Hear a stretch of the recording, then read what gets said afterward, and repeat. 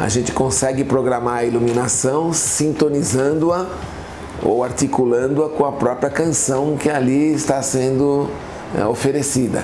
Fizemos isso na inauguração e assim aconteceu sucedaniamente pelos operadores lá que administram essa parte do santuário. Primeiro, vale lembrar, é um pouco assim, oficiosamente, o projeto é do Niemeyer e lembra duas mãos, como aqui estou eu, olha, em prece. É exatamente isso, olha minhas mãos aqui, olha. Uma sediada em maior altura, outra menor, como assim fosse. Fecha parênteses aqui, tá? Também por problemas administrativos dos herdeiros, o neto e tal. Quero, não quero, autorizo, não autorizo, mas os desenhos originais estão lá. E foi pedido um detalhamento arquitetônico. Mas aí acho que ele deu um preço absurdo, a igreja não queria, então ele autorizou e desautorizou de falar que era do Niemeyer, porque o Niemeyer tinha muito disso, né? Ia alguma situação, idealizava uma coisa rápida, ficou lá, ofereceu, etc.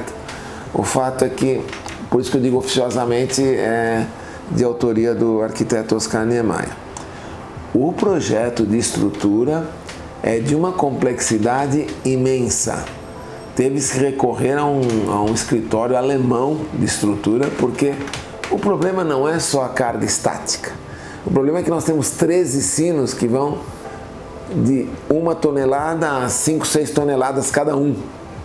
E tudo aquilo se mexendo dinamicamente. Então você imaginou o que é conter essa estrutura mista de concreto e aço, de pé?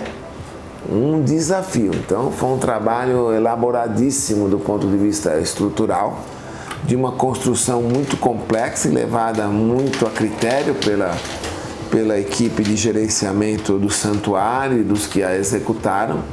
Logo em seguida entramos nós com a proposição de tornar isto uma referência, até com simbolismos que as cores litúrgicas impõem a todo o cerimonial do ano litúrgico, que são os diferentes tempos de que se desenvolve o ano litúrgico, né? O tempo do advento, o tempo comum, o tempo da quaresma, o tempo da Páscoa, o tempo do advento em relação ao Natal. E para todos eles as celebrações se dão vinculadas às cores dos paramentos dos sacerdotes. Isso também ocorreu no cruzeiro, né? O cruzeiro tem essa conotação justamente para que diariamente a cor simbolize. Se a gente abriu um manual litúrgico orante aqui, você vai ver o santo do dia, se ele foi um mártir. Então a vestimenta dos sacerdotes hoje tem que ter o vermelho, que é o símbolo dos mártires, deram o sangue, deram a vida pela cruz. Com isso, então, cada cor representa o tempo comum, é o verde.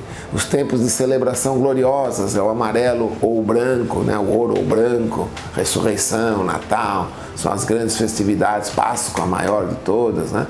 Então, com isto, essas cores advieram nesse sentido. E também para criar uma relação lúdica, né? Com essa questão da música, que também pode ter essa alternância de cor e movimento, não vinculando a essa questão litúrgica das cores típicas. Então ele é operado muito mais em função dessa mutação que ocorre. Momentos que dizem respeito a efemérides que implicam em cuidados que a população deva ter e merece, como por exemplo Outubro Rosa, Novembro Azul, também são apoiados pela igreja nesse sentido, tá? E com isso as coisas também transcorrem segundo uma programação de sincronização com as ocorrências de presença e eventos em torno da própria basílica lá. Foi um projeto que não foi brincadeira, porque realmente a forma era desafiadora, né? Aquela forma curvilínea ascendente.